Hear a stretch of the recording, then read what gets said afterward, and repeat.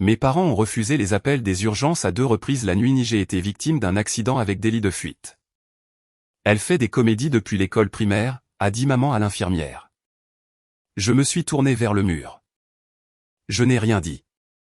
Je suis sorti de la sédation, tenant toujours la clé de ma voiture, et une infirmière a dû m'ouvrir les doigts un à un pour me la retirer.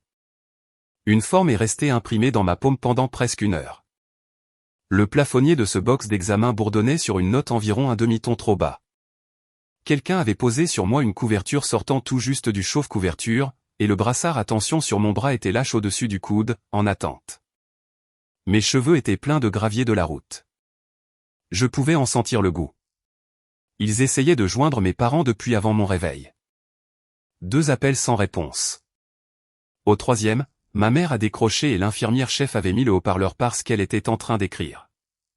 Laissez-moi dire ceci une fois pour toutes, pour que ce soit enregistré. Ma mère a dit, ma fille a le don d'être la personne la plus blessée dans n'importe quelle pièce où elle se trouve. Demandez-lui un jour à combien d'enterrements elle s'est effondrée. Le brassard a choisi 7 secondes précises pour se gonfler. Je suis resté allongé là à regarder le chiffre grimper sur le moniteur, en me disant qu'il était bien étrange qu'une machine soit la seule chose dans tout le comté à garder un compte exact de ce que ma mère me faisait. Elle n'a pas demandé ce qui m'avait percuté. Elle n'a pas demandé si j'étais réveillé pour l'entendre. Je suis resté silencieuse, et en voici la raison, parce que cela importait plus que mon orgueil. Dans 6 jours, j'avais un rendez-vous où quelqu'un allait enfin écrire ce que je disais et y apposer un sceau. J'avais passé 3 jours à décider si j'allais y aller. Une femme qui hurle sur sa propre mère depuis un brancard n'est prise au sérieux dans aucune pièce de cet état. J'ai appris cette arithmétique à 9 ans, et on ne m'a jamais permis de l'oublier. À 6h-5, l'infirmière chef est revenue et s'est assise sur le bord du fauteuil, ce que les infirmières ne font pas. Elle a rappelé 3 fois, a-t-elle dit. Elle n'a pas demandé comment vous alliez, et je veux que vous la preniez par mois et non sur une facture plus tard. Elle a vérifié la porte. Au dernier appel, elle a demandé si vous aviez dit quelque chose à propos du 21. Le 21 était dans 6 jours.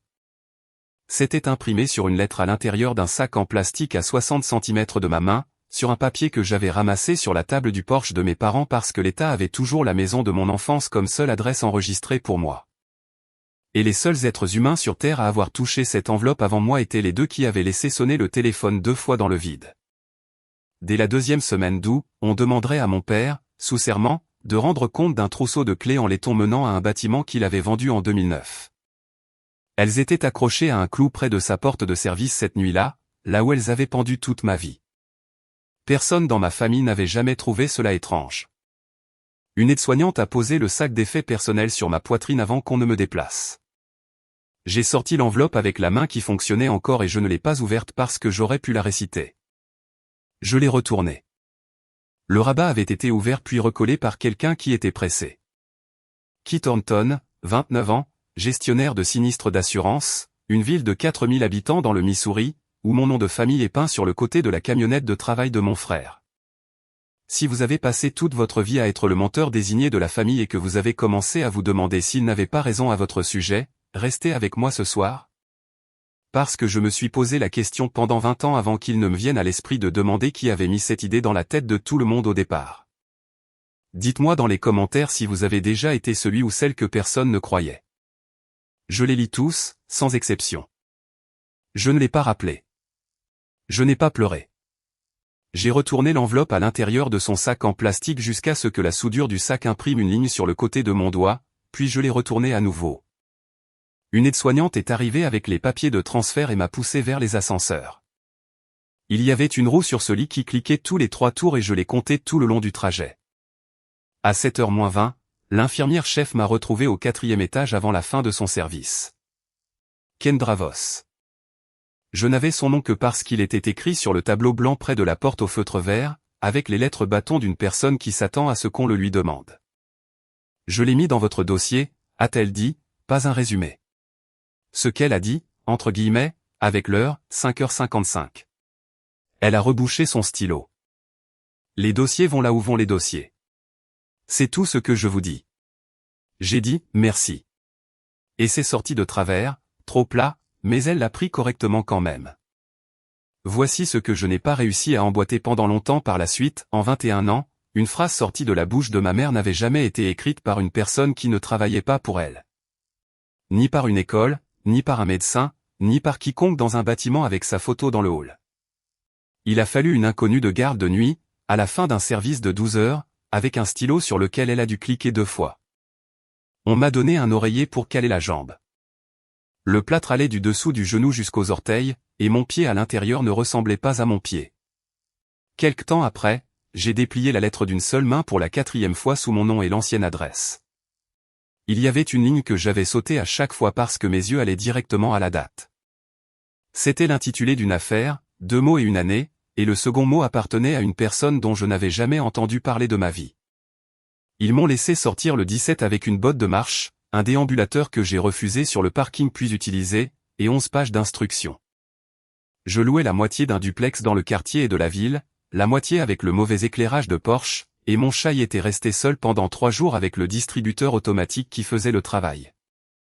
La première chose qu'on voit en franchissant la porte de ma cuisine, c'est le réfrigérateur. Et sur le réfrigérateur, il y a une photo de famille, 4 personnes à une table de pique-nique, que je garde là pour la raison pour laquelle les gens gardent ce genre de choses. Enlever cette photo serait une déclaration. Et on ne m'a jamais de ma vie permis de faire une déclaration. Derrière l'épaule de mon père sur cette photo, sur le mur de la caserne de pompiers, il y a une photo encadrée de la compagnie de volontaires. Il est au 2e rang. 20 ans de cela. Il disait ce chiffre de la façon dont d'autres hommes donnent une moyenne au baseball. Il disait d'autres choses aussi à cette table, une fourchette à la main. Il disait, les maisons parlent avant de brûler. Il disait, le problème, c'est que personne dans ce comté n'écoute une maison. Il disait, l'aluminium et le cuivre ensemble, c'est un incendie de maison qui attend un mardi. Et puis il riait parce que pour lui, c'était une blague sur le travail des autres. Le raccourci pris par quelqu'un d'autre, le pétrin que quelqu'un d'autre finirait par payer un homme qualifié pour réparer. J'avais 8 ou 9 ans quand j'ai appris cette phrase. Je n'aurais pas pu vous dire ce qu'était une cosse. J'aurais pu vous dire le ton. Je me suis assise sur le sol de ma propre cuisine parce que me traîner jusqu'à la chaise était trop loin, et je suis resté là assez longtemps pour que le chat décide que j'étais un meuble. Les gens me demandent pourquoi je suis resté dans le même comté qu'eux, pourquoi j'ai accepté les dîners du dimanche pendant 20 ans, pourquoi j'ai répondu au téléphone, parce que chaque preuve de ce que je suis se trouvait dans leur maison. Pas le genre sentimental, le genre papier. Mon acte de naissance a vécu dans le tiroir à dossier de ma mère jusqu'à mes 24 ans. Mon carnet de vaccination, mes bulletins scolaires, le dossier du psychologue de l'école, le dossier de celui d'après. Si un propriétaire voulait un document, j'appelais ma mère. Si un emploi exigeait un relevé de notes, j'appelais ma mère. Elle était agréable à ce sujet à chaque fois, et à chaque fois, cela lui prenait 4 jours. Et le disque vivait dans le meuble sous la télévision dans une pochette en papier avec une date écrite dessus de la main de ma mère. 20 minutes de moi à 8 ans parlant à une femme dans une pièce avec 2 chaises. Et j'avais grandi en me le voyant montrer de la façon dont d'autres familles montrent la cassette d'un baptême. Elle le mettait pour les tantes. Elle l'a mis pour un homme de son bureau une fois. Elle l'avait toujours calé avant que quiconque ne s'assoie. Comme ça, personne n'a besoin d'attendre, disait-elle, et elle me tendait la télécommande comme un cadeau d'anniversaire. Et tout le monde riait de son sens de l'organisation. Le chiffre dans le coin de l'écran quand l'image apparaissait était toujours le même. Et j'ai ignoré pendant 21 ans qu'un chiffre comme celui-là est censé commencer à 0. Le premier matin à la maison, la jambe relevée sur une pile de coussins du canapé parce que l'enflure était devenue intéressante, j'ai appelé le numéro indiqué sur la lettre. La femme qui a répondu avait la voix de quelqu'un qui répète les mêmes 6 phrases toute la journée. Elle a demandé l'intitulé de l'affaire. Je l'ai lu sur la page comme une étrangère lisant un menu dans une langue inconnue. Elle a demandé ma date de naissance et je la lui ai donnée. Et puis il y a eu une pause si longue que j'ai vérifié l'écran pour voir si la communication avait coupé. Je vous passe l'avocate chargée du dossier, a-t-elle dit. Ne quittez pas. Elle va vouloir vous parler. La musique d'attente était du genre de celle qu'on achète en gros. Elle s'est coupée au milieu d'une mesure. Ici Maître Corin Aldé, a dit une voix. J'ai votre dossier sur mon bureau depuis février. Je lui ai dit que j'appelais pour poser une question de procédure, ce qui était vrai. Et la question était de savoir si la présence le 21 était obligatoire, ce qui était vrai aussi. Et je ne lui ai pas dit que je posais la question depuis un canapé avec une fracture de la cheville, à 3 jours d'un rendez-vous dont j'avais appris l'existence une semaine plus tôt. Ce n'est pas obligatoire, a-t-elle dit. C'est volontaire. Ça l'a toujours été, et je veux être prudente avec vous ici. Du papier a bougé. Nous avons déjà parlé avec votre famille. Quelqu'un a appelé le 30 mars pour demander la même chose que vous. Le réfrigérateur de ma cuisine a un compresseur qui se met en route avec un cognement. Le 30, ai-je dit. Le 30. Je n'ai pas de nom sur la fiche d'appel, juste le foyer. Elle a attendu.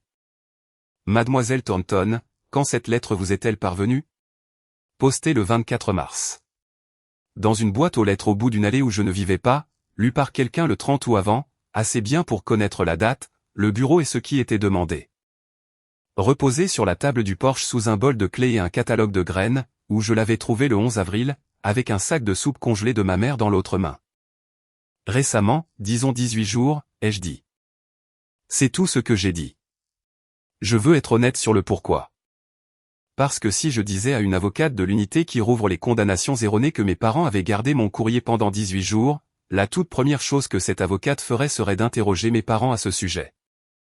Et ma mère n'a jamais de sa vie perdu une conversation qu'elle avait eu le temps de préparer. Récemment, a répété Corinne du ton de quelqu'un qui note un mot. D'accord, alors nous parlerons le 21. J'ai raccroché et je suis restée assise là, la main à plat sur le sac en plastique de l'hôpital, que je n'avais pas jeté et qui contenait toujours l'enveloppe. Le lendemain matin, j'ai arrêté de prendre les pilules.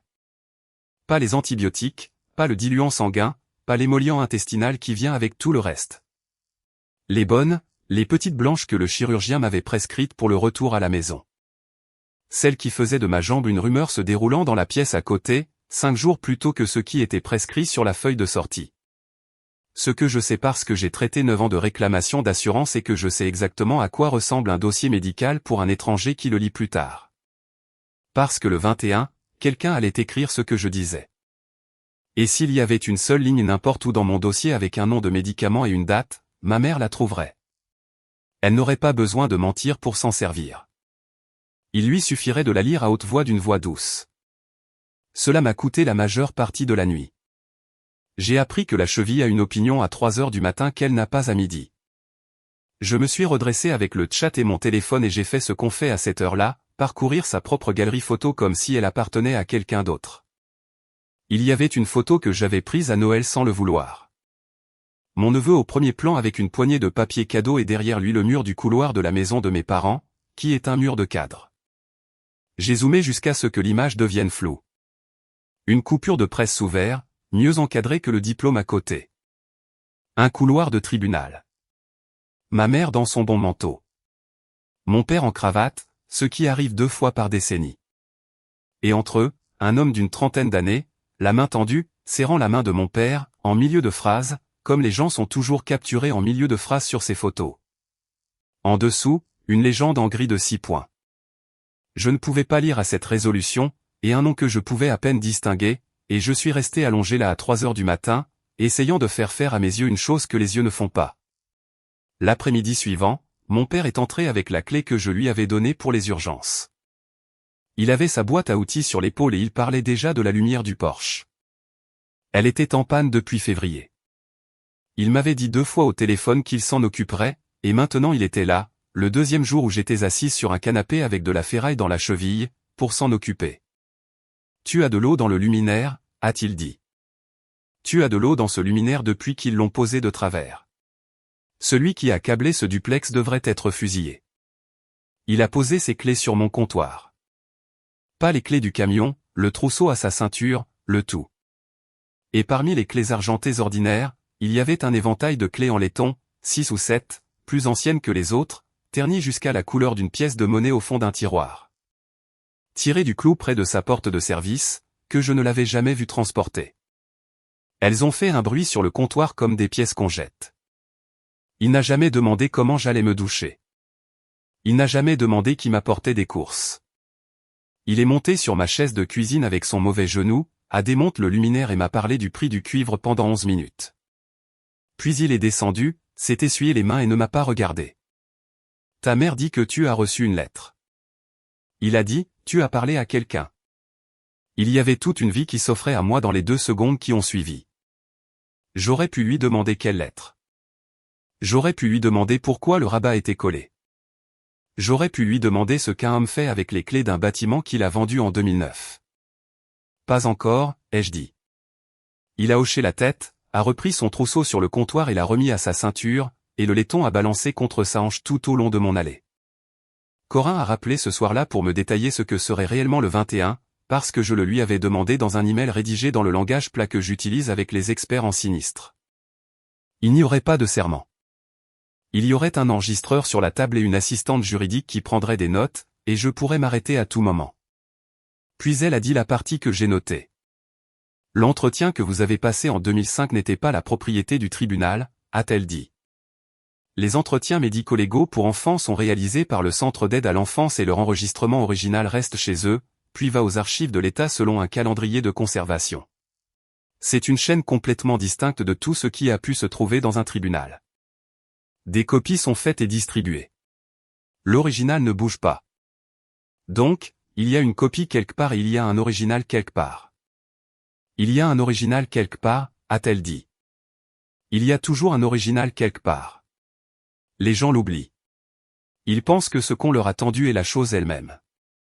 Je l'ai écrit au dos d'un reçu de pharmacie parce que je traite des réclamations depuis 9 ans et qu'une chaîne de traçabilité est la seule religion que j'ai. Archive mère, calendrier de conservation, séparé. Je ne savais pas encore pourquoi je l'écrivais. Je veux être exact là-dessus parce que plus tard, tout le monde a voulu que j'aie été intelligente, et je ne l'étais pas. J'étais une femme sur un canapé avec une jambe dans une botte plâtrée, recopiant la phrase d'une inconnue sur des papiers administratifs. De la même façon qu'on recopie un numéro de vol pour un voyage qu'on n'a pas encore décidé de faire. J'ai mis le reçu sur le réfrigérateur sous l'aimant avec la photo. Le fauteuil roulant m'attendait à la porte le 21 parce que j'étais à 5 jours de me faire poser une plaque et que personne, moi y comprise, n'avait pensé aux 20 mètres de couloir. Une femme de l'accueil m'a poussé. Corin Aldé s'est avérée avoir 41 ans, être plus grande que sa voix au téléphone, et elle m'a serré la main comme si elle avait déjà décidé quelque chose à mon sujet. Il y avait un homme de l'unité avec un ordinateur portable, un bloc-notes légal et une boîte sur le buffet avec une année écrite sur le côté au feutre, et l'année était plus ancienne que ce que j'avais le droit d'être pour la plupart des choses. Puis ils m'ont dit pourquoi j'étais là. Il y avait eu un incendie le 11 mars 2005 dans une rangée de 12 logements de location en lisière de ville, un endroit qui avait été un motel jusque dans les années 60. Le feu s'était déclaré à 23h52. Une femme nommée Vera Pil, qui avait 74 ans et vivait dans le logement du bout depuis 6 ans, n'avait pas pu sortir. Un homme nommé Dal Kesley avait été arrêté 17 jours plus tard. Il avait 23 ans. Il faisait des petits boulots dans cette propriété. Il avait été reconnu coupable le mars suivant de meurtres commis lors d'un incendie criminel, il en était à sa 21e année d'une peine de prison à perpétuité, et il avait une fille née le 18 avril 2005, 3 semaines après que les adjoints du shérif étaient venus le chercher. Et cette fille a maintenant 21 ans et conduit elle-même jusqu'à la prison. Je m'asseyais dans un fauteuil roulant emprunté dans une salle de réunion et j'entendais ces noms pour la première fois de ma vie à l'âge de 29 ans. Vous avez été interrogé le 19 mars 2005, a dit Corin. À 8 ans, vous êtes inscrite au dossier du procès comme témoin pour l'accusation. J'ai dit les seules choses vraies que j'avais. Je me souvenais d'être assise dans la camionnette de mon père la nuit, quelque part qui n'était pas notre allée. Je me souvenais que le plafonnier était éteint. Je me souvenais de l'odeur du siège. Je ne me souvenais pas d'un seul mot de ce que j'avais dit à quiconque, jamais, sur rien de tout cela. J'avais apporté le disque. Évidemment que j'avais apporté le disque. Il était dans mon sac depuis l'hôpital comme un chapelet dans une poche parce que c'était le seul document de ma vie qui m'appartenait. Et ma mère me l'avait tendu elle-même l'année de mes 16 ans avec un regard que je n'ai jamais pu nommer. Regarde-le, avait-elle dit, et tu verras à quel point tu déformes les choses. L'homme de l'unité l'a mis dans son ordinateur portable, a monté le son et nous avons tous les 4 écouté la voix d'un enfant en sortir. Et après environ 90 secondes, il l'a arrêté et a levé les yeux par-dessus l'écran. Est-ce que ça commence au milieu d'une phrase selon vous, a-t-il dit. Ou c'est juste moi. Il l'a rejoué depuis le début. Il y a la voix d'une femme qui dit, et c'est la partie dont tu te souviens. Et puis ma voix, petite et raisonnable, qui dit oui. Oui à quoi? 21 ans. Détente sur le canapé, un homme de son bureau avec une assiette sur les genoux.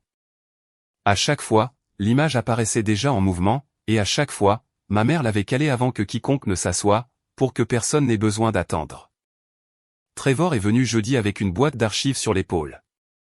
Il l'a posée sur ma table de cuisine sans demander où elle devait aller, et il est resté là, les mains ballantes, 33 ans, toujours bâti comme le gamin qui portait les échelles. La camionnette était dans mon allée avec notre nom de famille sur le côté en vinyle vert de 28 cm de haut parce qu'il avait payé un supplément pour 28. Ça vient du placard du couloir, a-t-il dit. Est-ce qu'elle sait que tu l'as pris? Elle en a 4 autres là-dedans. Il a regardé ma cheville au lieu de mon visage. Il y a une année là-dedans que tu devrais regarder en premier. J'ai demandé quelle année, et il a dit le dossier du dessus, et puis il a dit qu'il avait un devis à 16 heures, ce qui était un mensonge parce que personne dans ce comté ne fait de devis à 16 heures un jeudi. Il s'est arrêté à la porte, la main sur le cadre. Il avait le regard que prennent les hommes de ma famille quand une phrase arrive jusqu'aux dents et fait demi-tour. Puis il est parti et j'ai écouté le moteur de la camionnette tourner au ralenti au bout de l'allée plus longtemps qu'une camionnette n'a besoin de tourner. Ma mère est arrivée samedi avec un plat en aluminium de poulet au riz et elle est entrée en parlant et elle était bonne. J'ai besoin que les gens comprennent qu'elle était bonne dans ce domaine. Ce n'était pas des hurlements.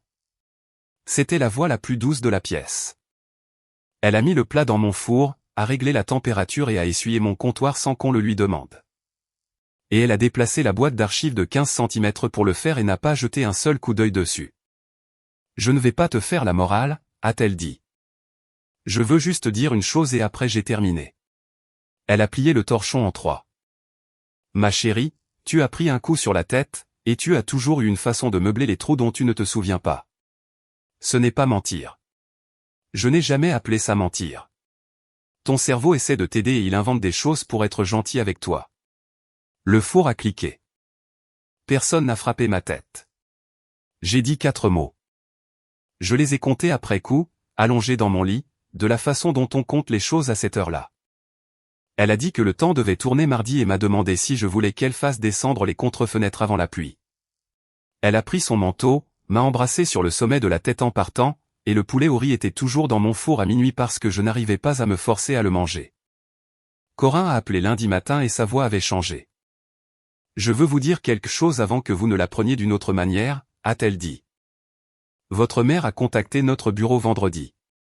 Pas pour retourner un appel, elle nous a appelés. J'ai posé ma main à plat sur la table. Elle a proposé de venir fournir du contexte concernant l'historique de sa fille. Son mot, contexte. Il y a eu un silence et j'ai compris que c'était un silence professionnel. Le genre qu'on laisse quand on a dit une chose et qu'on attend de voir ce que l'autre en fait. Elle ne m'a pas demandé si c'était vrai. C'est la partie que je n'ai pas pu dépasser pendant des jours. Une avocate de l'unité qui rouvre les condamnations erronées venait de s'entendre dire par une mère que sa fille de 29 ans inventait des choses, et elle ne m'a pas demandé si c'était vrai. Elle a demandé, a-t-elle déjà fait cela auparavant? Le dossier du dessus dans la boîte de Trevor était 2006, et en dessous il y en avait 3 autres. Et il m'a fallu jusqu'à mardi pour comprendre ce que je tenais parce que la première fois, je n'avais vu que 3 évaluations psychologiques d'un enfant, et j'avais ressenti le froid spécifique qu'on ressent quand on découvre l'épaisseur de son propre dossier. La deuxième fois, je les ai lus comme un expert en sinistre. Cliniques différentes à chaque fois. Une dans notre comté, une 2 comtés plus à l'est, une dans un hôpital de la ville. En tête différents, numéro de licence différents, nom différents au bas de la page. 6 juin 2006, novembre 2008, avril 2011, et dans les 3, dans le paragraphe de résumé, presque la même suite de mots, une tendance à la confabulation. Une tendance au rapport confabulatoire. Tendance confabulatoire sous stress. Selon le rapport parental. Selon le rapport parental. Les formulaires d'admission étaient agrafés au dos de chacun d'eux. Ce qu'un parent remplit dans une salle d'attente. Motif de consultation dans la case, au stylo à billes, de l'écriture de ma mère que je reconnaîtrais dans une pile de 10 000 dossiers parce qu'elle fait le chiffre 4 avec le haut ouvert. 3 cliniques, à 5 ans d'intervalle aux extrémités, même main, même plainte, presque les mêmes mots. La façon dont une personne raconte une histoire qu'elle a déjà racontée. Et la première fois qu'un professionnel dans cet état a écrit que j'étais un enfant qui inventait des choses, c'était daté du 6 juin 2006, 11 semaines après le versement du verdict par un jury. Tout au fond de la boîte, sous tout le reste, tenu par un élastique qui s'est rompu dès que je l'ai touché, il y avait une pile de mes bulletins de notes de l'école primaire. CE2, l'année de l'incendie. Écriture satisfaisante, lecture au-dessus du niveau, et une ligne d'une enseignante au feutre vert dans la case des commentaires. D'une femme qui m'avait eu pendant 1 an et ne m'a plus jamais revu, Colly se souvient des événements avec une précision troublante. Corinne est venue au duplex elle-même mercredi parce que je ne pouvais pas conduire et que je ne voulais laisser personne m'emmener. Elle a apporté un sac de preuves en papier et un formulaire sur un bloc-notes à pince. Elle s'est tenue à mon comptoir et a regardé l'enveloppe dans son sachet Ziploc d'hôpital pendant un moment avant de la toucher. Puis elle l'a prise par le coin, l'a retournée et a présenté le rabat vers la fenêtre. Vaporisé et recollé, a-t-elle dit. Il y a du gondolage dans le papier. Celui qui l'a fait n'a pas attendu que ça sèche à plat. Elle l'a mise dans le sac en papier, a écrit la date sur le devant, a écrit l'heure, a signé en dessous et m'a fait signer sous sa signature. Je veux être clair sur ce que c'est, a-t-elle dit. Tout ce que vos parents ont pu faire en 2005 et 2006 auprès d'un tribunal est ancien. Il y a des délais de prescription pour cela et la plupart sont dépassés depuis longtemps. Elle a rebouché le stylo. Mais cette enveloppe a été postée le 24 mars de cette année. Ouvrir du courrier adressé à une autre personne est une infraction fédérale que personne ne reproche jamais à quiconque jusqu'au jour où cela a de l'importance. Elle est partie avec le sac sous le bras comme un repas à emporter. Ce fut la première nuit où je n'ai pas dormi du tout et la raison n'était pas la cheville. Il était minuit, puis il a été plus tard que cela et le chat s'était endormi sur ma cuisse au-dessus de la botte plâtrée. Je me suis levé sur une jambe, j'ai pris l'ordinateur portable et j'ai mis le disque dedans. La 20e fois de ma vie, peut-être la 50e. Je l'avais regardé à 16 ans, à 20 ans et à 23 ans. Toujours seul après la première fois. Cherchant toujours la même chose, qui est une chose qu'on cherche quand sa famille vous a dit ce qu'on était. Je l'ai écouté comme une étrangère. La voix d'une femme au milieu d'une pensée, et c'est la partie dont tu te souviens. Ma propre voix de 8 ans acquiesçant à une phrase dont je ne pouvais pas entendre le début.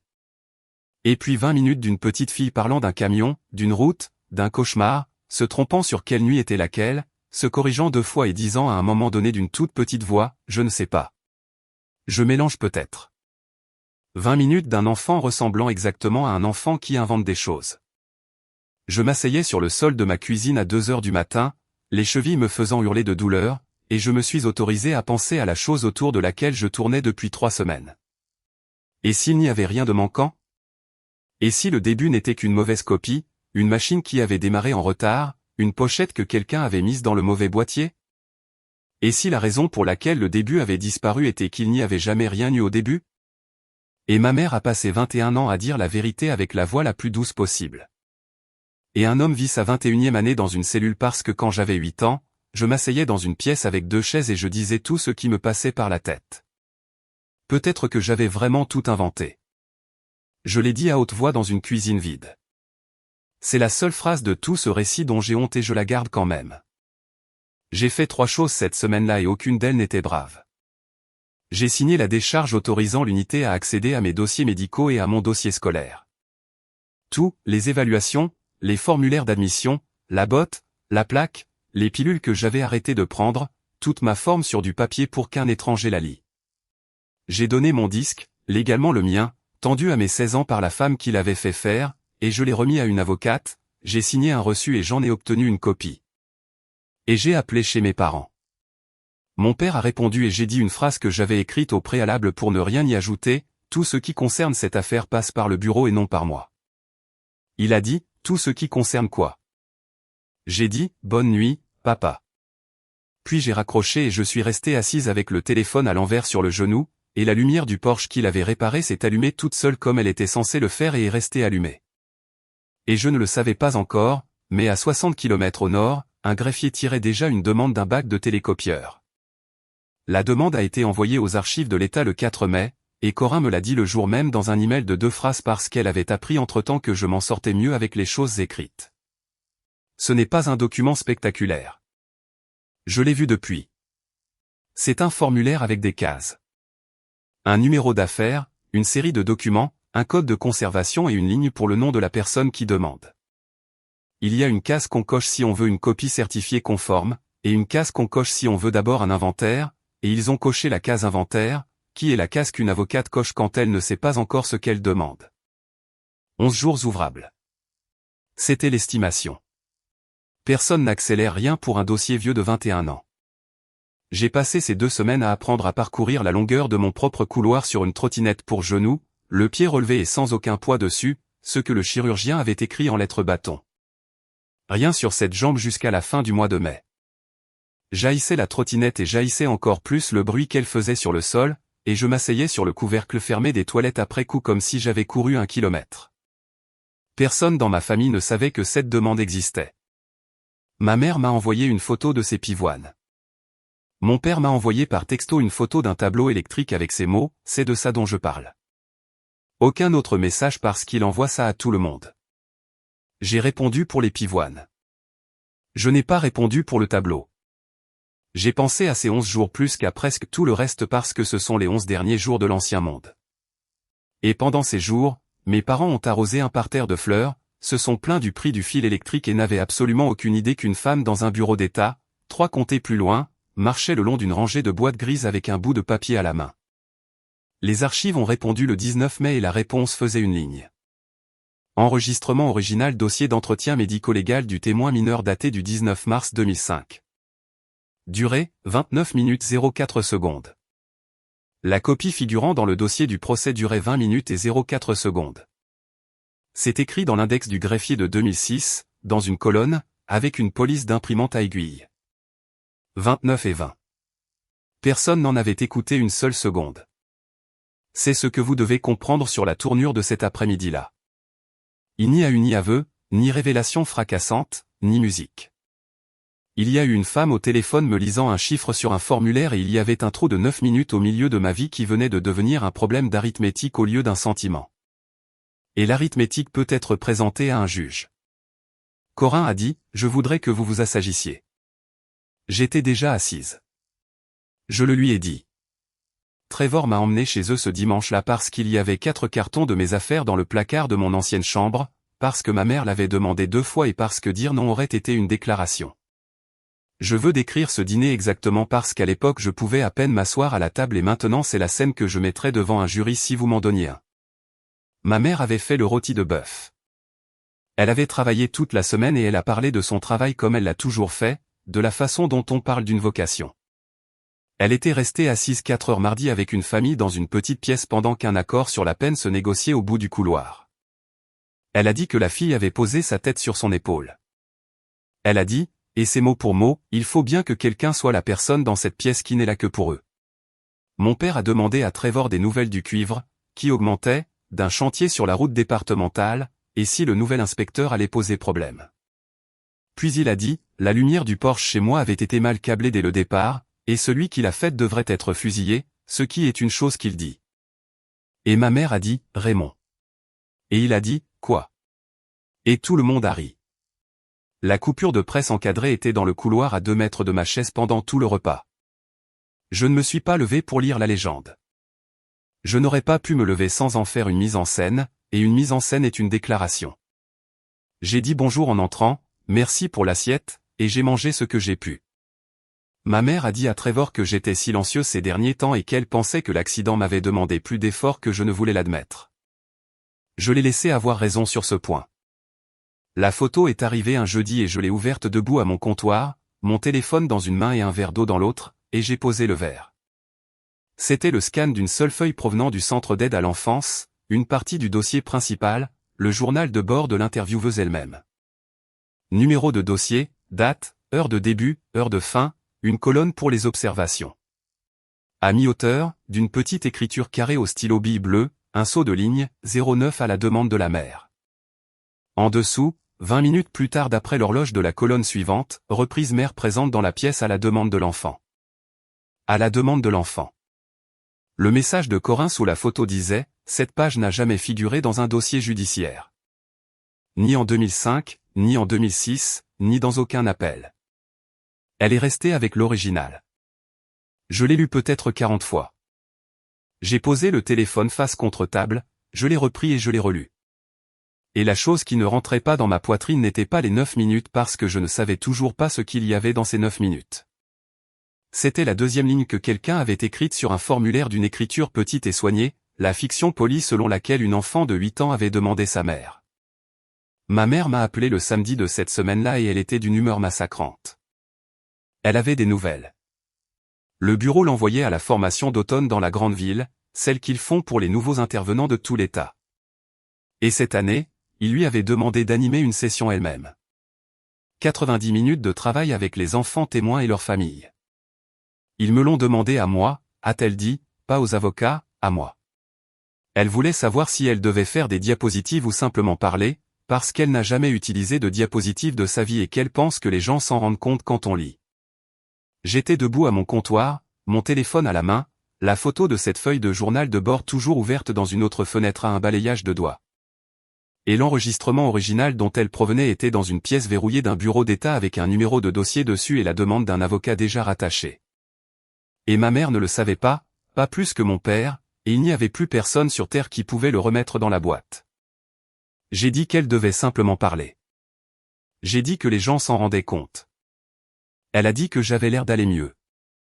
Elle a dit que le repos me ferait du bien et qu'elle avait toujours pensé que le travail que je faisais représentait beaucoup de catastrophes d'autres personnes à lire toute la journée. Puis elle a dit qu'elle devait y aller parce que le rôti était au four. Et j'ai dit, d'accord. Et elle a dit qu'elle m'aimait et je le lui ai redit parce que je l'aimais. J'ai posé le téléphone et je suis resté là 1 minute, les deux mains à plat sur le comptoir. 22 ans qu'elle accompagnait des familles par la porte latérale. À l'automne, elle allait se tenir debout dans une salle de conférence d'hôtel et enseigner à une centaine de personnes comment le faire. Il lui restait 11 semaines.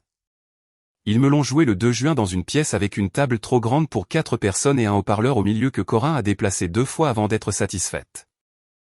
À ce moment-là, le chirurgien m'avait fait passer à une botte de marche, et le kinésithérapeute me faisait compter mes pas à haute voix, ce que je détestais, et je pouvais aller de la cuisine à la salle de bain sans la trottinette. Trevor m'a fait faire les 60 km et n'est pas entré. Et quand je suis revenu au camion, il avait déjà laissé le moteur tourner. Elle m'avait dit que je pouvais partir à tout moment et que cela n'affecterait rien. J'ai dit que je resterais. Il y a un déclic et la voix d'une femme qui donne la date, le numéro d'affaires et les noms des personnes présentes dans la pièce, puis un enfant. Je dois vous dire que je ne l'ai pas reconnu. J'avais entendu la version de 20 minutes 50 fois dans ma vie et je connaissais cette voix comme on connaît un enregistrement. Celle-ci avait la même gorge et une colonne vertébrale complètement différente. On lui a demandé ce qu'elle avait fait vendredi soir. Elle a dit qu'elle était allée avec son père dans le camion parce qu'il devait aller travailler au bâtiment brun et que sa mère était chez ses tantes. Elle a dit qu'elle était restée dans le camion et qu'elle n'avait pas le droit de sortir à cause du gravier.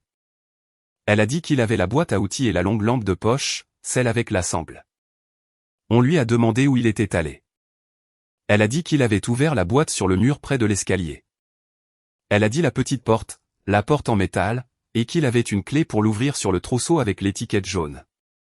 Elle a dit qu'il était resté là-dedans longtemps et qu'elle avait compté les voitures qui passaient sur la route départementale et qu'elle était arrivée à un chiffre et elle a dit le chiffre réel, de la façon dont les enfants le font. On lui a demandé si elle avait vu de la fumée. Elle a dit non. Elle a dit, et je peux l'entendre encore, on est rentré à la maison avant qu'il y ait de la fumée. Il s'est fâché parce que la radio était allumée et que ça a vidé la batterie. On lui a demandé si quelqu'un d'autre était là. Elle a dit non.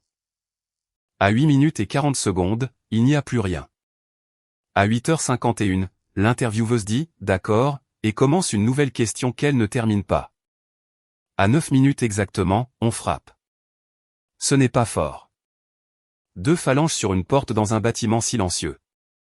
Et puis l'intervieweuse dit « Un moment ». Et il y a le bruit d'une chaise. Et la voix de ma mère intervient à distance, chaleureuse et apologétique, de la façon dont elle est avec les gens au travail. Je suis tellement désolé. Elle mélange ça avec quelque chose qu'elle a vu à la télévision. Elle a fait des cauchemars toute la semaine. Et je pense vraiment que si elle ne fait pas une pause, elle va se rendre malade. Et puis l'enregistrement s'arrête. Personne dans cette pièce n'a rien dit pendant un moment. L'homme de l'unité regardait la table. Corin avait la main sur la bouche puis l'a retirée parce que c'est une professionnelle. J'ai pleuré pour la première fois en 11 semaines et ce n'était pas à cause de l'incendie, ce n'était pas à cause de mon père, et cela n'avait rien à voir avec ma cheville ou ma mère ou les 21 ans. C'était parce que la petite fille avait raison. Elle était calme, elle a répondu à la question posée, elle a donné les détails dans le bon ordre et elle a dit « On est rentré à la maison avant qu'il y ait de la fumée », comme si ce n'était rien. Parce que pour elle, ce n'était rien, et elle avait raison, elle avait raison, elle avait raison. Le bureau du procureur du comté a mis ma mère en congé administratif le 8 juin et ils l'ont fait de la façon dont un bureau fait cela à l'un des siens, c'est-à-dire silencieusement, avec une lettre et avec quelqu'un qui se tient à la porte pendant qu'un carton est rempli. Elle était leur coordinatrice des services aux victimes depuis 2004, 22 ans. C'était elle qui accompagnait les familles par l'entrée latérale pour qu'elles n'aient pas à croiser les proches des accusés dans le hall. C'était elle qui gardait les mouchoirs dans le deuxième tiroir. Leur propre examen a révélé les 2 déclarations sous serment dès la première semaine. Elle en avait déposé une en 2019 et une autre le 9 novembre 2023. Les 2 s'opposant à la libération de Dal Kessler et les 2 rédigées avec la voix d'une femme qui travaille avec la famille de la personne décédée. Celle de 2023 fait 2 pages. Elle y jure sous serment qu'elle n'a eu aucune implication dans l'enquête de 2005 et aucun contact avec le témoin enfant à quelque titre que ce soit au-delà de celui d'une mère. Elle s'était également, aux 2 occasions, assise dans une petite pièce avec le petit-fils de Vera Peel, qui est un conducteur d'engin lourd avec une mauvaise épaule et aucune idée de la vérité, lui avait tenu la main et lui avait dit que le bureau ne laisserait pas passer cela. 22 ans à se tenir aux côtés de la famille d'une femme que son mari avait tuée, et il lui avait remis une plaque pour cela en 2016. Elle était accrochée dans un couloir que j'ai arpenté à Noël. Corin a dit la chose à la fin d'un long après-midi et elle l'a dite une fois et ne l'a plus jamais redite. Nous étions dans son bureau avec le dossier étalé. Je lui avais posé la question que je portais depuis que j'étais en âge de la formuler, pourquoi construire toute une architecture autour d'un enfant? Pourquoi 3 cliniques? Pourquoi 5 ans de cela? Cela semblait représenter tellement de travail pour un mensonge sur une petite fille. Elle a empilé 2 dossiers et les a calés. On ne construit pas une histoire sur le fait qu'un enfant ment pour la faire taire, a-t-elle dit. On l'a construit pour garantir une déclaration dont on s'est déjà servi. Ils avaient besoin qu'on vous croie une fois. Après cela, ils avaient besoin qu'on ne vous croie plus jamais. Je ne lui ai pas répondu. J'ai pris la chemise du dossier devant moi et j'ai écrit la date sur le coin, en petit, en haut à droite, parce que c'est ce que je fais sur chaque feuille de papier qui a traversé mon bureau depuis 9 ans. Et parce que mes mains voulaient quelque chose à faire qui avait une règle rattachée. La salle des preuves de l'État est dans un sous-sol dont le sol a été peint tant de fois que la grille d'évacuation n'est plus qu'une fossette. Corin a demandé à quelqu'un de l'unité de venir me chercher parce que j'étais toujours dans la botte au pied droit et que personne n'assure une femme qui ne peut pas sentir une pédale de frein. Ils ont sorti 4 objets et les ont posés sur du papier brun. Une section d'un tableau électrique, noir d'un côté, l'étiquette encore lisible comme les étiquettes le sont. Une courte longueur de fil d'aluminium avec une queue de cochon en cuivre jointe par un capuchon de connexion standard. Les 2 conducteurs déformés au niveau de la jonction. Le cuivre brillant à l'intérieur là où le sertissage avait eu lieu. Et un cadenas toujours fermé, toujours accroché à un fragment de charnière parce que le feu a pris le bois et a laissé le fer. Corin a posé une photo à côté du cadenas. C'en était une que j'avais prise dans la cuisine de mes parents le 9 avril, 2 jours avant de trouver la lettre, parce que j'avais reçu un texto pour un dîner et que j'avais pris en photo une carte de recette sur le comptoir, et dans le coin supérieur gauche du cadre, flou. Sur un clou près de la porte de service, pendait un éventail de clés en laiton.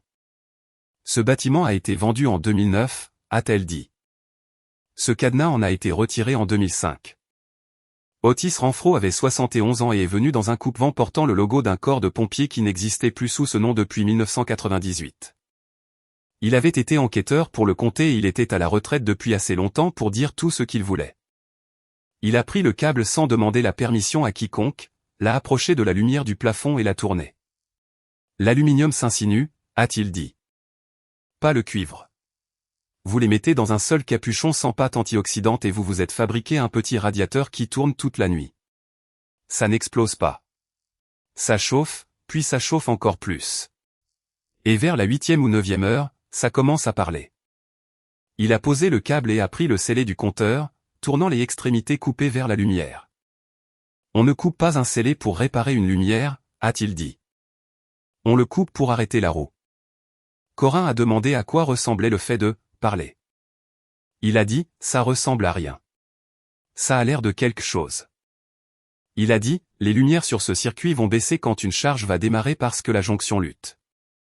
Elle a fait glisser une page de l'autre côté de la table. Une photocopie du propre registre du propriétaire saisi en 2005. Un bout de papier ligné d'une écriture tremblante, 3 semaines avant l'incendie, les lumières de la cuisine baissent quand le chauffage s'allume. Otis l'a lu 2 fois, l'a posé et a mis 2 doigts dessus sans les en retirer. C'est ça, a-t-il dit. C'est le bruit que ça fait. Cette femme a écrit la cause de sa propre mort et l'a remise à son propriétaire. Puis il a dit l'autre chose et il l'a dit au mur. En 2005, il avait posé des questions sur les échantillons. On lui avait dit qu'ils étaient partis au laboratoire. Il n'a jamais vu de reçu et n'a jamais demandé 2 fois parce que l'homme au-dessus de lui sur ce dossier avait une plaque, 30 ans de métier et une façon de vous regarder. Corin est allé dans le dossier du procureur pour chercher le récépissé de demande. Elle n'en a pas trouvé. Ce qu'elle a trouvé, collé à l'intérieur de la chemise, c'était un pense-bête devenu de la couleur d'un thé léger, corné dans le coin supérieur.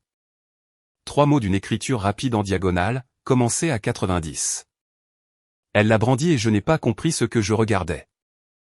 Et puis elle a retourné la page de garde du dossier et a mis son doigt sous le nom du substitut du procureur qui avait instruit l'affaire en 2006. Et je l'ai lu et je l'avais déjà lu. Texte en gris de 6 points sous une coupure encadrée dans un couloir où j'avais grandi. Il y a 58 ans aujourd'hui. Il siège comme juge de circuit 2 comtés plus loin et cela fait 11 ans.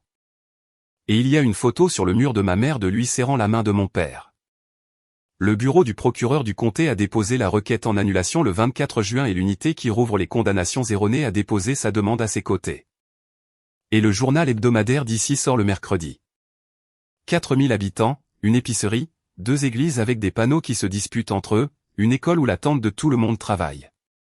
Le téléphone chez mes parents a sonné toute la journée pendant 3 jours. Je le sais parce que Trevor me l'a dit et parce que la sœur de ma mère m'a appelé pour me demander ce que j'avais fait, ce qui était le premier appel téléphonique que je recevais de cette femme qui ne concernait pas un anniversaire. Pas une seule personne n'a appelé cette maison pour demander comment ils allaient. C'est le propre d'une ville de cette taille. Les gens ne vous hurlent pas dessus. Ils cessent simplement d'avoir besoin de quoi que ce soit venant de vous. Les invitations se tarissent, le comité paroissial se réorganise, et un homme que vous connaissez depuis 30 ans trouve une raison de regarder son camion quand vous sortez de la poste. Trevor m'a appelé le vendredi. Il avait bu. On pouvait l'entendre. Je dois te dire une chose et après je vais raccrocher, a-t-il dit. Il me l'a dit à Noël en 2016, il était saoul dans le garage, il me l'a dit et le matin, il a fait comme si de rien n'était. J'ai demandé ce qu'il lui avait dit exactement. Suffisamment. Trevor a dit, j'ai pris l'argent en 2018 quand même. La compagnie de pompiers volontaires s'est réunie le premier mardi de juillet. Ce qui est le moment où ils se réunissent toujours dans la remise avec les chaises pliantes et la urne à café qui est cassée depuis que je suis adolescente. Je n'y étais pas. J'ai le procès-verbal parce que le procès-verbal d'une compagnie de pompiers volontaires dans cet état est un document public et parce qu'une femme qui gère des sinistres pour vivre sait comment demander une chose par écrit. Il fait une page. Il y a une motion concernant l'achat d'un dévidoir de tuyaux. Il y a une discussion sur le petit déjeuner de crêpes de l'automne. Puis le point 4, et le point 4 fait 3 phrases. Une motion a été faite et appuyée pour suspendre l'adhésion de Raymond Thornton en attendant la résolution de l'affaire parue dans les journaux, conformément à l'article 6 des statuts. La motion a été adoptée. La séance s'est levée à 20h19, soit 40 minutes plus tôt que n'importe quelle séance sur n'importe quelle page de ce registre depuis 4 ans. Personne ne lui a crié dessus. Personne n'a rien jeté. 22 hommes avec lesquels il avait rampé dans des bâtiments ont fixé une page de statut pour ne pas avoir à le regarder. Et puis ils sont rentrés chez eux. Il est resté assis dans le camion sur ce parking pendant 15 minutes avant de démarrer. L'homme qui me l'a raconté parce qu'il pensait que cela me ferait plaisir. Je ne savais pas quelle mine faire quand il a dit ça. Alors je l'ai remercié pour l'information, ce qui est ce que je dis aux experts en sinistre. La photo est descendue du mur de la caserne de pompiers la semaine suivante. Elle était accrochée dans la pièce principale où ils organisent le petit déjeuner de crêpes. Une photo de la compagnie datant du printemps 2005. 3 rangées d'hommes devant le camion. Mon père au 2e rang, 4e en partant de la gauche, son casque sous le bras. Personne ne l'a fracassé. Quelqu'un a pris un tournevis, a retiré 4 vis et l'a porté à l'arrière pour l'appuyer contre un classeur. Et ce qui est resté sur ce mur, c'est un rectangle de peinture, d'une nuance plus propre que tout ce qui l'entoure, avec 4 petits trous dedans. Et le petit déjeuner de crêpes a eu lieu en septembre sous ce rectangle. J'étais sur les lieux de l'incendie cette nuit-là.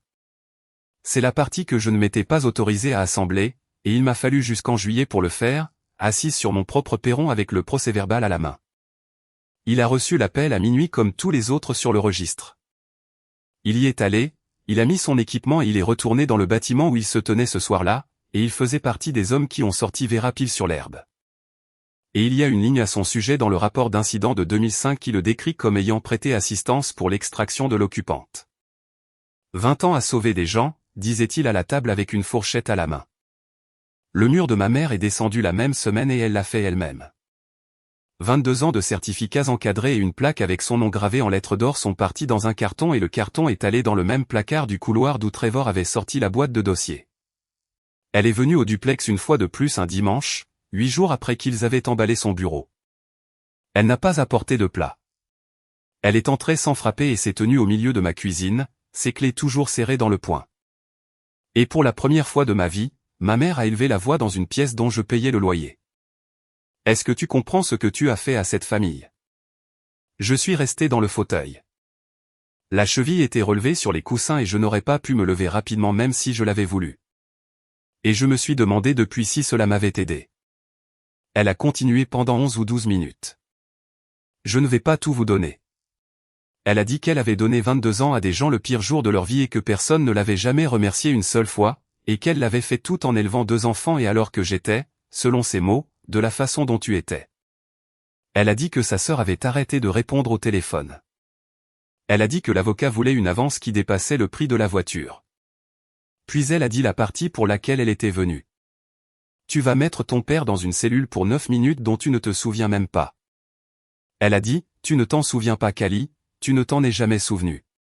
Une femme avec un diplôme en droit t'a dit ce qu'il y a dessus et tu l'as cru parce que tu as cru chaque personne dans ta vie sauf les 2 qui t'ont élevé. Le réfrigérateur s'est mis en route avec son cognement. Je l'ai entendu, ai-je dit. Elle s'est arrêtée. Elle avait préparé beaucoup plus de choses et n'en a utilisé aucune parce qu'il n'y a pas de seconde phrase qui fonctionne après celle-là et ma mère a toujours su ce qui fonctionne. Je lui ai dit que tout autre contact devait passer par le bureau et que je n'allais pas en parler dans ma cuisine. 2 phrases. Elle est restée là assez longtemps pour que le compresseur s'arrête à nouveau. À la porte, elle s'est retournée et a dit, « J'espère que tu sais que je n'ai jamais dit à personne ce que tu étais. » J'ai dit, « Bonne nuit, maman. » Le plat en aluminium du mois d'avril était toujours dans mon congélateur et il y est resté jusqu'à ce que je déménage. Ils ont retrouvé le gamin qui m'avait percuté le 12 juin et il a fallu un atelier de carrosserie dans une station-service. Il avait 19 ans. Son permis était suspendu depuis février. Il était arrivé trop vite de la route départementale dans une voiture avec un phare déjà scotché et il avait mis le rétroviseur et l'aile avant droite dans une femme qui traversait pour aller à sa propre porte d'entrée. Et puis il avait continué et 11 jours plus tard, il avait payé en liquide dans un atelier de carrosserie à 60 km de la pour une aile et un bloc optique sur une voiture qui correspondait au transfert de peinture. La station-service à 2 pâtés de maison de mon duplex a une caméra pointée vers les pompes qui attrape un coin de la route. 23h41. Sur une image, une voiture avec un phare scotché. Je veux être honnête sur les heures qui ont suivi l'annonce. Une partie de moi avait porté une possibilité que je n'avais jamais dite à voix haute à un seul être humain, ni à Corinne, ni à un médecin, ni au chat à 3 heures du matin, que la date ne soit pas une coïncidence. Qu'une lettre soit arrivée sur une table de Porsche le 24 mars, que quelqu'un dans ma famille l'ait lu et que 18 jours plus tard, je me retrouve sur l'asphalte devant ma propre maison. La réponse était non. C'était un gamin de 19 ans sans permis qui avait paniqué. Je suis resté assise avec cela pendant longtemps. Et cela ne ressemblait pas à du soulagement. C'était pire. Et il m'a fallu 2 jours pour trouver la forme du pourquoi. Parce que cette nuit-là n'a jamais été de savoir s'il m'avait percuté. Il s'agissait du fait qu'il n'avait pas demandé. Thornton Électricité a perdu 3 contrats en 10 jours. Pas parce que quelqu'un accusait Trevor de quoi que ce soit. parce qu'un district scolaire, un office de l'habitat et un homme qui construisait 4 maisons témoins ont tous décidé séparément, de la façon dont les institutions décident des choses, qu'ils préféraient ne pas avoir ce nom sur la facture cette année. 2 de ces électriciens ont donné leur démission. L'un d'eux a laissé un message vocal en s'excusant pendant 4 minutes. Sa femme m'a appelé un mardi. Elle n'a jamais élevé la voix contre moi en 8 ans. Elle ne l'a pas élevée non plus à ce moment-là. Elle m'a demandé comment elle était censée payer le loyer en août et puis elle a dit « Je ne te demande pas de régler le problème. Je ne sais pas qui d'autre sait ce qui se passe. » Il y a 9 hommes dans cette équipe qui étaient à l'école primaire quand tout cela s'est produit, et 2 d'entre eux n'étaient pas encore nés. L'un d'eux a 20 ans et a un bébé. Ils tirent du câble. Ils n'ont jamais entendu l'année 2005 prononcée à voix haute dans une phrase qui comptait. J'ai fait 2 choses au cours de la dernière semaine de juillet, et on m'a posé des questions sur les 2 depuis. Il y avait un projet d'action civile mis sur pied par les avocats de la partie Kessler et une théorie s'étendait jusqu'à l'entreprise parce que l'entreprise avait été lancée avec de l'argent et que l'argent avait un passé. Mon nom aurait aidé cette théorie. Corin me l'a demandé prudemment avec la voix d'une femme qui doit poser la question. J'ai dit non et je lui ai donné une seule phrase parce qu'il m'avait appris entre-temps qu'une seule phrase est tout ce qu'on devrait jamais tendre à un avocat. Il y a 9 hommes dans cette équipe qui n'ont jamais entendu l'année 2005. J'étais de retour sur le registre de la paix à temps partiel depuis juin à un bureau dans ma propre cuisine, et 60% de ma paix pendant 8 semaines m'avaient enseigné exactement ce que j'avais et ce que je n'avais pas. Puis j'ai payé 3 mois de loyer pour la maison de mon frère. Je l'ai fait par l'intermédiaire de l'avocate, pas directement, parce que je ne voulais pas de conversation, et je ne voulais pas être remercié, et parce que tout dans ma vie qui est passé par une personne a été altéré en chemin. C'est parti sous forme de lettre avec un chèque joint et une ligne sur la lettre pour les 2 enfants, pas pour lui. Je n'ai jamais eu de ces nouvelles à ce sujet. Je ne le voulais pas. De l'année Kessler m'a envoyé un texto pour la première fois le 3 août, et je ne lui avais jamais parlé de ma vie. Elle a 21 ans. Elle est née le 18 avril 2005, 3 semaines après que 2 adjoints étaient venus chercher son père, de sorte qu'il n'y a jamais eu un jour de sa vie avec lui dans une pièce. Sa mère est morte en 2018 et elle a commencé à conduire elle-même là-bas après cela, 4 heures de route aller-retour un samedi par mois. Son message disait « Je ne vais rien vous demander. Est-ce que je peux vous montrer quelque chose ?» Puis une photo d'une pile de papier sur une table de cuisine, épaisse comme un annuaire, tenue par des pinces à dessin par année. 21 ans de dessin au crayon. Il les envoyait quelques-uns à la fois, sa mère les gardait, puis elle les a gardés. Elle a écrit « Il n'a jamais dessiné l'incendie. Il n'a jamais dessiné le bâtiment, le tribunal ou une cellule. Je veux que vous voyiez ce qu'il a dessiné à la place. » J'ai zoomé sur celui du dessus. C'était une cuisine, une fenêtre au-dessus d'un évier, du produit vaisselle sur le rebord, une chaise tirée d'une table comme si quelqu'un venait de se lever. L'argent est sorti sous la forme d'un tableau de 2 pages avec des colonnes. Et il n'y a rien dans tout ce récit qui soit plus froid que ce bout de papier. 612 000 $ versés sur une police d'assurance incendie pour la propriété de Ridgeline Court dispersée en novembre 2006, 8 mois après un verdict. Les assurances ne paient pas un propriétaire sur un incendie classé criminel tant que le propriétaire est suspecté. Elles paient quand quelqu'un d'autre a été reconnu coupable de l'avoir provoqué. Ce n'est pas une théorie du complot. C'est la liste de contrôle d'un expert en sinistre. Et je l'ai appliqué moi-même sur des chiffres plus petits. Et le jour où j'ai compris cela, j'ai dû poser ma tête sur ma propre table de cuisine. Le verdict était la clé qui ouvrait le compte. De ce compte, un acompte en février 2007 sur la maison avec le couloir de cadres encadrés, 95 000 $ en 2018 dans une nouvelle entreprise d'électricité. Le 4 août, un grand jury a siégé pendant 1 jour et demi et a rendu une inculpation contre mon père. Et le juge l'a placé sous scellé et on ne me l'a pas dit, pas plus qu'à lui. Il y avait une ébauche de la plainte civile dans le dossier que Corin m'avait donné à lire et je l'ai lu à ma table la première semaine d'août avec le ventilateur en marche.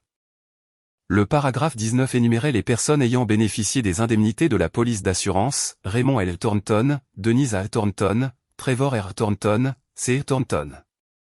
Je suis resté assise là à faire l'arithmétique que le paragraphe m'invitait à faire. Et cela donne ceci, j'ai vécu dans cette maison de l'âge de 10 ans jusqu'à mes 18 ans. Mes dents ont été réalignées avec cet argent. Ma première voiture provenait de 1100 $ de cet argent. La première année du diplôme que je n'ai jamais terminé venait de cet argent, tout comme le manteau d'hiver que j'ai porté jusqu'à mes 24 ans. Et c'était probablement aussi le cas du berceau dont je ne me souviens pas. J'ai sorti un bloc-notes parce que je suis la fille de ma mère sur un point précis, je crois qu'un chiffre peut être atteint. Je suis restée assise là pendant 2 heures et je n'ai pas pu construire le chiffre parce qu'aucun élément de cette liste ne se sépare. Il n'y a aucun moyen de rendre 8 ans de toi. J'ai écrit une ligne sur le bloc-notes et j'ai posé le stylo. Il n'y a rien de propre en moi à rendre. L'audience a été fixée au 10 et 11 août. 2 jours dans la salle d'audience du tribunal de circuit au chef-lieu du comté devant un juge venu de l'extérieur. J'y suis entré par mes propres moyens. Sans béquilles, sans bottes, sans déambulateur. Je boite le matin et j'ai boité ce jour-là et j'avais pris une décision concernant cette boiterie sur le chemin, qui était de la laisser être ce qu'elle était parce que j'avais passé ma vie à gérer mon apparence auprès de gens qui avaient déjà décidé. Dal Kesley s'est assis au bout de la table de la défense dans une chemise empruntée au col trop grand. Un adjoint sur une chaise derrière son épaule. 44 ans. C'est un homme chétif. Je ne sais pas à quoi je m'attendais, mais ce n'était pas à un homme chétif. Les avocats du bureau du procureur général, qui sont ceux qui défendent une condamnation dans cet État, s'étaient opposés à la requête pendant 6 semaines par écrit, et ils s'y sont opposés ce matin-là aussi, au procès-verbal, ce pourquoi ils sont payés. Et ce contre quoi j'ai cessé d'être en colère. Mes parents sont entrés à 9h10 et se sont assis 3 rangs derrière moi côté couloir, et ma mère avait son bon manteau. Ils ont appelé mon père dans l'après-midi du premier jour. Il a prêté serment d'une voix qui portait parce qu'il se lève aux réunions de la compagnie de pompiers depuis 20 ans et qu'il s'est occupé l'espace. Il s'est assis, s'est calé et a posé ses mains sur ses genoux. Ils lui ont fait passer en revue la propriété, achetée en 2002, 12 logements. Il a acquiescé à tout. Ils lui ont fait passer en revue la mise aux normes du réseau exigée par la compagnie d'électricité en 2004 et le devis qu'il avait obtenu. Et il a dit qu'il ne se souvenait pas du chiffre et ils lui ont montré le chiffre et il a dit que cela lui semblait élevé. Puis l'avocat a posé la section de tableau électrique sur la barre du fauteuil du témoin et le morceau d'aluminium avec la queue de cochon en cuivre à côté, et enfin le cadenas toujours fermé sur son fragment de charnière. Il a regardé le cadenas comme on regarde un chien qu'on a possédé autrefois. La question était en 3 parties et il a fallu environ 40 secondes pour la poser. Pourquoi un trousseau de clés en laiton menant à un bâtiment que vous avez vendu en 2009 pend-il toujours à un clou à l'intérieur de votre porte de service? Pourquoi une photo prise dans cette cuisine le 9 avril de cette année le montre-t-elle accroché à ce clou? Et pouvez-vous expliquer pourquoi l'une de ces clés ouvre ce cadenas? Mon père a levé la main environ à mi-chemin de son col et l'a laissé redescendre. Sur le conseil de mon avocat, a-t-il dit, je refuse de répondre au motif que cela pourrait tendre à m'incriminer. Ils ont posé la question à nouveau sous 2 autres formes parce que la poser est tout l'intérêt. À chaque fois, il a dit la même phrase et à chaque fois elle est sortie un peu plus doucement, et la question est restée au procès-verbal et le cadenas a été marqué et déposé comme pièce à conviction et quelqu'un au 2e rang du public a laissé échapper un soupir que tout le monde a entendu. Ils ont appelé ma mère le lendemain matin. Elle est montée là-haut dans son bon manteau, le menton droit, et elle a prêté serment de la façon dont une femme prête serment dans un bâtiment où elle travaille depuis 22 ans, c'est-à-dire comme une formalité entre collègues. Ils l'ont interrogée sur le mois de mars 2005. Elle a dit qu'elle avait été une mère et rien d'autre. Ils ont demandé si elle avait déjà discuté de l'affaire avec sa fille. Elle a dit seulement comme un parent le ferait. Puis ils lui ont demandé si elle avait la moindre raison de douter de la mémoire de sa fille au sujet de ce printemps-là. Et elle s'est retournée sur sa chaise et m'a trouvé au 3e rang et son visage a fait la chose qu'il fait, c'est-à-dire s'adoucir. Je l'aime énormément, a-t-elle dit. Elle a toujours eu une façon de meubler les choses. Elle ne ment pas quand elle le fait. Elle ne m'a jamais menti de sa vie. Son esprit lui donne une histoire plus facile à porter que ce qui s'est réellement passé, et il fait cela depuis qu'elle est petite, et chaque médecin qu'elle a vu a dit la même chose. Personne ne l'a interrompu. Il n'y a pas eu d'objection. L'avocat l'a laissé finir puis a laissé la pièce baigner dedans pendant une seconde, ce que je comprends maintenant comme étant un choix.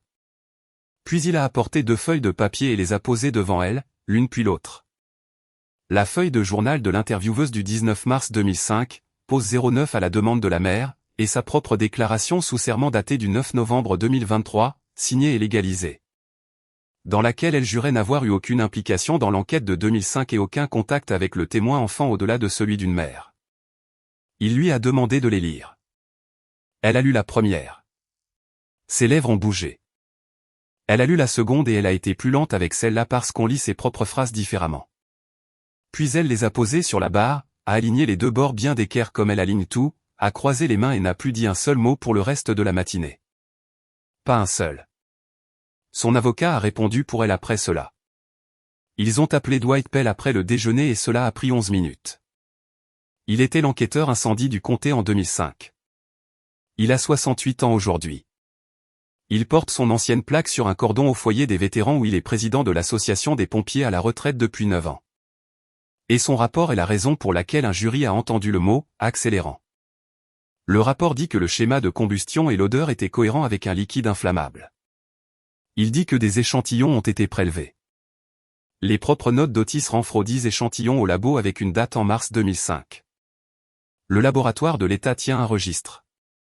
Chaque objet qui entre reçoit une ligne et un numéro, et les numéros se suivent dans l'ordre, et rien sous ce numéro de dossier n'y figure. Ni une boîte, ni un écouvillon, ni un morceau de moquette. Le double au carbone du formulaire de demande dans le dossier du comté saute un numéro de séquence, ce qui est ce qu'un registre fait quand une page est arrachée. Ils lui ont demandé ce qu'étaient devenus les échantillons. Je ne me rappelle pas, a-t-il dit. Ils lui ont demandé s'il les avait soumis personnellement. Je ne me rappelle pas, ils ont demandé s'il savait qu'aucune analyse n'existait nulle part dans le dossier. Il a dit que cela remontait à longtemps et qu'il faisait les choses différemment à l'époque. Il a regardé ses mains et personne n'allait l'inculper de quoi que ce soit parce que le délai sur ce qu'il avait fait s'était refermé des années avant que quiconque ne pense à regarder par la fenêtre. Otis Renfro est resté assis dans le public dans son coupe-vent pendant tout ce temps, les bras croisés, et quand Pell est passé devant lui en sortant, Otis ne s'est pas levé. Ils ont appelé Delaney Kessley dans l'après-midi du deuxième jour, et je ne savais pas ce qu'elle allait dire, pas plus que les avocats de son père, parce qu'elle avait demandé à le dire elle-même. Elle a 21 ans. Elle portait un gilet. Elle a tenu la barre des deux mains en montant les deux marches comme s'il s'agissait d'un bus. Ils lui ont demandé si elle souhaitait s'adresser au tribunal sur la question des années que son père avait purgées, et tout le monde dans cette pièce, moi y comprise, pensait savoir ce qu'une fille dit dans ce cas. Elle a dit qu'elle n'allait demander à personne de punir quiconque. Elle a dit qu'elle voulait que le tribunal sache une chose sur son père parce qu'elle était la seule personne vivante à pouvoir la mettre au procès-verbal. Chaque visite pendant 21 ans, a-t-elle dit, ils ont droit à 40 minutes à travers une vitre. Et lors de chacune de ces visites, à un moment donné, généralement vers la fin quand il peut voir l'horloge, il me pose la même question. Pas sur son appel, pas sur sa sortie, pas sur ma mère, même dans les années juste après. Il pose des questions sur la gamine dans le camion. J'ai vu un enfant assis dans une camionnette à l'autre bout du parking quand les camions sont arrivés cette nuit-là. Une fille, peut-être 7 ou 8 ans, seule avec la vitre baissée. Il me demande depuis 21 ans, depuis une pièce sans téléphone et sans moyen de savoir si quelqu'un est jamais allé la chercher, si elle a été brûlée, si elle allait bien, si quelqu'un a vérifié. Il me demande tous les mois, a dit Delaney. Il me demande toute ma vie. Il n'a jamais su son nom. Elle m'a regardé alors au 3e rang dans une salle d'audience devant mes parents. 21 ans qu'un homme dans une cellule demandait de mes nouvelles. Et en 21 ans, pas une seule personne dans la maison où j'ai grandi ne l'a jamais fait. Puis ils ont joué les 9 minutes en audience publique. Ils ont joué les 29 minutes en entier à vrai dire, mais la salle a entendu les 9 premières différemment parce qu'on avait dit à la salle ce qui allait venir et qu'elle n'était toujours pas prête. Un haut-parleur sur un pied. Des adultes dans une salle d'audience assis complètement immobiles en train d'écouter une enfant de 8 ans répondre aux questions dans l'ordre. Le camion, le gravier, la longue lampe de poche avec la sangle, la petite porte en métal sur le mur près de l'escalier, la clé avec l'étiquette jaune, les voitures qu'elle comptait sur la route départementale. On est rentré à la maison avant qu'il y ait de la fumée. Pas une hésitation, pas une embellie, pas un seul endroit où elle a essayé d'améliorer les choses. Et à 9 minutes dans une salle d'audience en août 2026, 2 phalanges sur une porte. Puis la voix d'une femme, chaleureuse et apologétique, disant « Elle mélange ça avec quelque chose qu'elle a vu à la télévision. » Je n'ai pas pleuré cette fois-là. J'avais pleuré dans une salle de réunion en juin avec 4 personnes dedans. Je me suis penché vers Corinne quand cela s'est arrêté et j'ai dit la seule chose que j'ai jamais dite à voix haute que je redirai exactement de la même façon, c'était ça, tout le crime. 9 minutes. Les avocats de l'État ont retiré leur opposition à 15h50. Ils s'étaient battus pendant 6 semaines par écrit. Leur avocat s'est levé et il n'a pas fait de discours et il ne s'est pas excusé parce que ce n'est pas ce qu'est ce travail. Il a dit qu'au vu du dossier constitué au cours des 2 derniers jours, l'État ne s'opposait plus à la requête et ne chercherait pas à obtenir un nouveau procès. Puis il s'est assis et a mis son stylo dans sa poche. Derrière moi, quelqu'un a commencé à pleurer et ce n'était pas un Kessler. C'était une femme d'environ 60 ans dont j'ai appris plus tard qu'elle avait fait partie du jury en 2006, qu'elle avait fait 150 km pour s'asseoir au fond et qu'elle n'avait jamais pu expliquer à son mari en 20 ans pourquoi elle pensait encore à ce procès. Delaney a fait 3 choses avant que le juge ne revienne et aucune d'elles n'était bruyante. Elle est allée voir les avocats avec le projet d'action civile, a mis son doigt sur le paragraphe 19 sur le 4e nom et leur a demandé de le rayer. Ils ont commencé à lui expliquer la théorie. Elle a dit qu'elle comprenait la théorie. Elle leur a demandé à nouveau de le rayer et ils l'ont rayé. Elle a demandé à Corin à qui s'adresser au sujet de la règle. Corin a dit qu'il y avait un comité qui rédige les règles que les tribunaux utilisent ici, qu'il se réunit et qu'il prend les commentaires du public. Delaney a écrit le nom du comité sur le dos de sa main au stylo. Et ce qu'elle voulait leur dire tenait en une phrase, quand un enfant est enregistré, l'enregistrement entier va en totalité à tous ceux qui le reçoivent. Et s'il y a une coupure dedans, la coupure doit être écrite sur l'extérieur de la boîte. Puis elle est descendue le long du rang jusqu'à moi. Elle ne m'a pas serré dans ses bras, je n'aurais pas su quoi faire. Est-ce que vous vous assirez à côté de moi quand ils l'analyseront, a-t-elle dit. J'ai dit, oui. Le juge a signé l'ordonnance à 16h10 et ils ont embarqué mon père dans le couloir.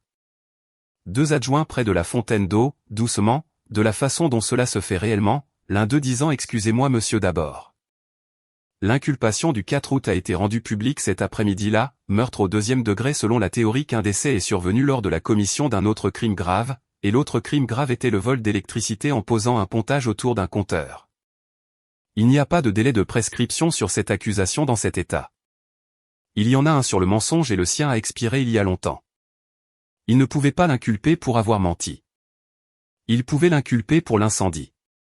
Ma mère se tenait au bout du couloir, tenant son sac à 2 mains, et n'est pas allée vers lui, et j'ai pensé à cela plus que je ne le veux. Corin m'a rattrapé près des portes avec un dossier contre sa poitrine. Avant que vous ne partiez, a-t-elle dit, je veux que vous voyiez la liste des pièces à conviction. Elle fait 4 pages. La pièce 14 est une copie certifiée conforme d'un dossier de service d'urgence du 15 avril 2026, contenant la note contemporaine d'une infirmière citée avec un horodatage de 5h55. Kendra Voss à la fin d'un service de 12 heures avec un stylo sur lequel elle a dû cliquer 2 fois. Et ceci, a dit Corin en tournant la page et en mettant son doigt sur une ligne sous la rubrique pour les témoins où mon nom figurait sans rien d'autre après que le mot témoin. Le registre aujourd'hui vous enregistre comme témoin, a-t-elle dit. Pas comme une patiente, pas comme une gamine qui invente des choses. Un témoin. Dal Kessler a franchi les portes d'entrée à 17h40 dans une chemise empruntée, sortant sur le parking en plein jour avec le bras de sa fille sous le sien. Pas une porte latérale. Pas une sortie sécurisée à l'arrière d'un bâtiment. L'avant. J'ai conduit pendant 40 minutes pour rentrer chez moi, les 2 mains sur le volant, sans radio. La cheville me lançait comme elle le fait après une longue journée, ce que le thérapeute m'avait dit qu'elle ferait pendant encore 1 an. Et je me suis garé dans ma propre allée sous une lumière de Porsche que mon père avait réparée. Et je suis resté assise là jusqu'à ce que le moteur s'arrête en cliquetant. Puis je suis entré et j'ai retiré la photo du réfrigérateur. 4 personnes à une table de pique-nique. La main de ma mère sur mon épaule. Mon père plissant les yeux. Trevor à 13 ans avec ses cheveux dans le visage et moi à 8 ou 9 en tenant un gobelet en papier à 2 mains. Je ne l'ai pas déchiré. Je ne l'ai pas brûlé, ce que des gens m'ont suggéré depuis et ce que je trouve étrange chez des gens qui n'ont jamais eu de famille. Je l'ai mise dans une enveloppe avec la date sur le coin d'une écriture petite, en haut à droite. Et j'ai mis l'enveloppe dans le tiroir avec les notices et les clés de rechange. Puis j'ai nourri le chat parce qu'il était plus de 19h et qu'elle avait des exigences. 7 mois plus tard, voici où tout le monde en est. Mon père attend son procès. Sa licence d'électricien a été révoquée par la commission d'attribution à l'automne après une audience à laquelle il n'a pas assisté, uniquement sur dossier. Son nom a été retiré du tableau d'honneur à la caserne de pompiers, ce qu'ils ont fait avec un décapeur thermique et un couteau à enduire. Et le tableau est toujours en place avec un espace vide dans la 3e colonne. Ma mère a été inculpée le lendemain de la fin de l'audience. Ils ont construit l'accusation sur la déclaration sous serment qu'elle avait signée en novembre 2023 parce que celle-là était encore dans le délai légal et que tout ce qui était plus ancien ne l'était pas. Elle a perdu son emploi en août après 22 ans. Le bureau a dû écrire une lettre à chaque famille avec laquelle elle s'était assise, et il y en avait plus de 400, et chaque lettre devait expliquer en langage clair qu'une personne en deuil pouvait lire, pourquoi la femme qui leur avait tenu la main était contactée par des avocats. La maison qui avait été achetée avec l'acompte de novembre 2006 a été mise en vente en janvier pour payer sa défense. C'est une belle maison. Les photos de l'annonce montrent un couloir avec beaucoup de petits trous de clous.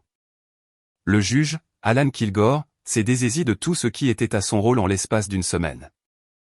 Le comité qui examine la conduite des juges a ouvert un dossier.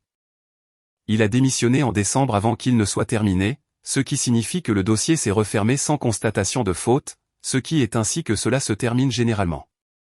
Il ne peut pas être poursuivi au civil. Ni par Dale Kessler, ni par Delaney, ni par personne. Un procureur est absolument protégé pour les choix qu'il fait dans le cadre des poursuites d'une affaire. Et peu importe ce qu'était ce choix. C'est la chose la plus amère que j'ai eu à apprendre dans tout cela. Et j'ai décidé de le dire clairement plutôt que de faire semblant que la fin est plus propre qu'elle ne l'est. L'argent ne le touchera jamais. Il n'y a pas de facture avec son nom dessus. Ce qu'il a à la place, c'est ceci: pendant 20 ans, cet homme a décidé de ce qui était écrit et de ce qui ne l'était pas. Maintenant, chaque affaire qu'il a touchée est relue par des gens qui ont une raison de chercher. Et il y en a 2 pour l'instant dans le journal et il passera le reste de sa vie à attendre de découvrir quelle sera la suivante. Dwight Pell a perdu sa certification d'enquêteur incendie au cours de la même semaine que la licence de mon père, par une lettre datée du 9 octobre. Il n'a été inculpé de rien. Le délai sur ce qu'il a fait s'est refermé avant que quiconque n'ouvre la boîte. Le foyer des vétérans a élu un nouveau président en octobre. La partie qui lui coûte est l'autre chose. Il a passé 20 ans à être engagé par des compagnies d'assurance comme expert sur la façon dont les incendies déclarent, à un tarif journalier, dans toute cette moitié de l'État. Chacun de ces dossiers fait l'objet d'une notification au parti. Il reçoit une lettre à ce sujet, parfois 2 par semaine, et chacune concerne une maison qui a brûlé quelque part et un jury qui l'a cru. Trevor n'a jamais été inculpé parce que garder le silence n'est pas un crime, quoi qu'il en soit. La plainte civile a atteint les 95 000 $ et les a tracés, et il a accepté de les rembourser selon un calendrier qui s'étend sur plus longtemps que ce que durera son camion. J'ai fait retirer le nom. Le vinyle est parti des portes de la camionnette sur un parking avec un sèche-cheveux et un grattoir en plastique, et l'enseigne au-dessus de l'atelier est descendue, et cela s'appelle Fort Street Électricité maintenant, et les 9 hommes ont toujours du travail. Sa femme et les enfants sont toujours dans la maison. J'ai payé les 3 mois. Je n'ai pas dit un mot à mon frère depuis le vendredi où il m'a appelé et il ne me l'a pas demandé. Le gamin qui m'a percuté a plaidé coupable de délit de fuite en octobre. Il avait 19 ans et il m'a écrit une lettre sur du papier cahier que sa mère n'avait visiblement pas corrigé et je n'ai rien demandé au tribunal. Et quand ils m'ont demandé si je voulais dire quelque, j'ai dit non. Le petit-fils de Vera Peel a reçu une lettre du comté à l'automne. Il l'a apportée à Delaney parce qu'il ne savait pas quoi en faire. Il y a une photo de Vera à la Société d'Histoire maintenant dans un cadre dans la pièce où il garde les morts de la ville et la carte en dessous dit qu'elle a écrit ce qui ne allait pas dans sa cuisine et l'a donnée à l'homme qui en était propriétaire. C'est le mois de mars maintenant et le sol est devenu meuble et je suis allé chez Delaney un samedi parce qu'elle me l'avait demandé. Son père vit sa première année dehors. Il apprend à conduire des poids lourds, ce qui demande un permis, une école et une visite médicale, et il a réussi 2 des 3. Il m'a dit pourquoi il avait choisi cela. Assis sur la marche avec un café, d'une voix qui baisse encore quand des inconnus passent. Je veux un travail où personne n'a besoin de me croire, a-t-il dit. Je me pointe juste là où le papier dit d'aller, et le papier dit déjà vrai. Delaney a commencé les cours en janvier.